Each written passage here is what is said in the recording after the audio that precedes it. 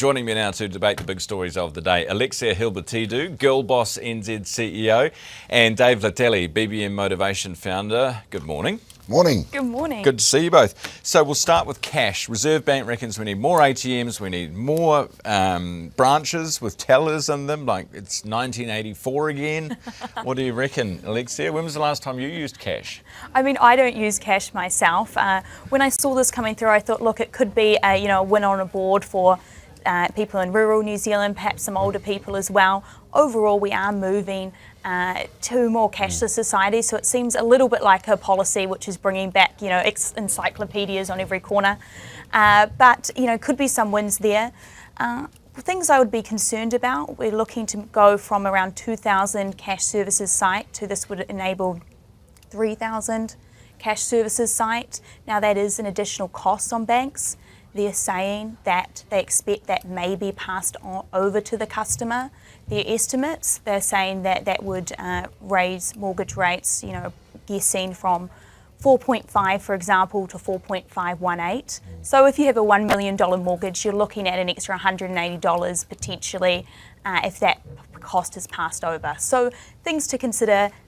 Do we want to pay an extra $180 to keep cash? Maybe worth it for rural New Zealand. Times have changed, eh? Times have changed. I interviewed a lady the other day, and she said, we're talking about budgeting, right? And she's going through a budget and going through her bank account, realised she's spending too much money on weed. And I said, geez, times have changed. They're even paying for weed electronically now. So What? Times have changed, man. No more cash. No more $20 needed. But also, marijuana is one of those products that doesn't inflate. It's traditionally been the same price since Always the 80s. $20. And also looking at... Okay, all right. Well, don't tell the cops about that. Hey, coward punching. This is a serious one. We spoke to Eugene Behrman from City Boxing this morning, and he was saying, this is after the death of Fovake, that he wants a minimum 8 years sentence, because at the moment they're looking at law changes, but there's no minimum, which is really what you want. Yeah, there has to be a minimum, because this is why there's so much inconsistency around this. And then the judges look at, what were there any other determining factors? Were they drunk? What's the intent like? There's all these other things that the judges are privy to that no one else is. And that's why it's so hard to get a consistent sentencing. If you have a minimum, there should be a minimum for things like this. Things like child abuse, there should just be a minimum. How can these guys get out, like this guy that done that to Fovaka is out in 11 months? This poor daughter and their poor family have to live with that for the rest of their life. She no longer has a dad, and this guy's out.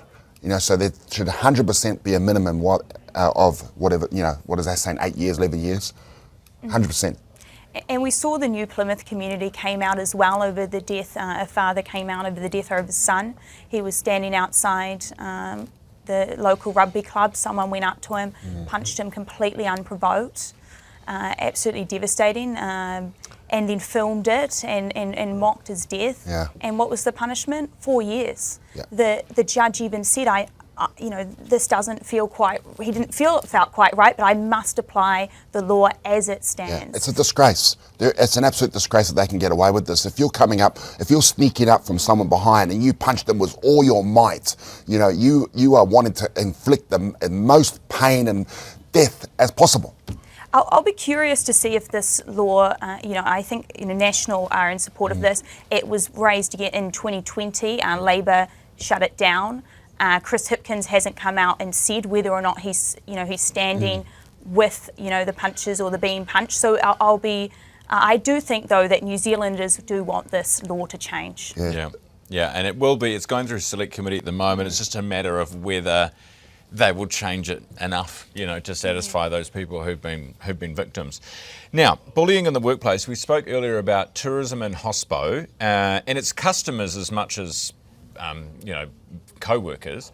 But if you work in hospo, it seems to be that industry in particular. You really cop it, Alexia. Yeah, it's an interesting one. I was reading up about that report, and I think the why really comes down to the sort of wider entitlement economy. That's what I would call it. People want to, review everything. Algorithms are fast. Algorithms are personalised. Everything needs to be personalised to me. I mean, even if we look at entertainment, gone are the days where we only had Channel 1 and Channel 2. I don't actually, wasn't alive when these days existed, but I do Why are you looking at me when you say that?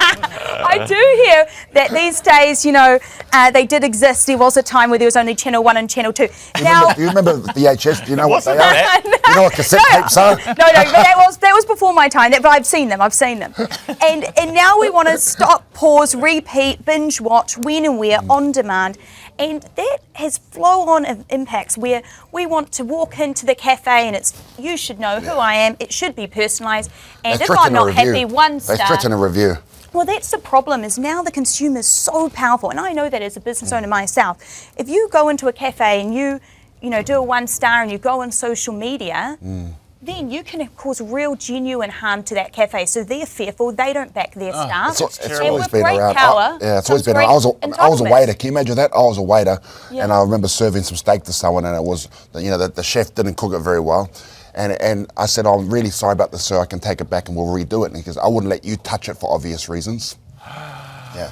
So it's this stuff's always been. It's another disgrace. And you got to smile and take it. Disgrace. You got to smile and Well, take that's it. the thing, because the customer's always right. Yeah. Yeah. I can remember I worked at a restaurant with my friend, and I worked my way up to be maitre d'. Thank you very much.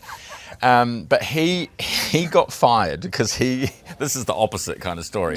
But he was carrying, one of those hot plates, and you got steak on it, and it's like burning.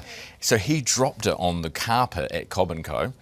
and just picked it up with a little tea towel thing, picked it up, put it back on the plate, and then carried on serving. Yeah. And thought, because the customer couldn't see him, but the boss was looking, Yes. fired. So anyway, if someone's rude to you, you can get them back. It doesn't needn't always be a one-way street. Yeah. That special sauce. All right, that's enough. Good to see you both this morning. Thank you. We need to go to news very quickly. It is Alexia Hilbertidou, GirlBoss NZ CEO, and Dave Letele, BBM Motivation founder.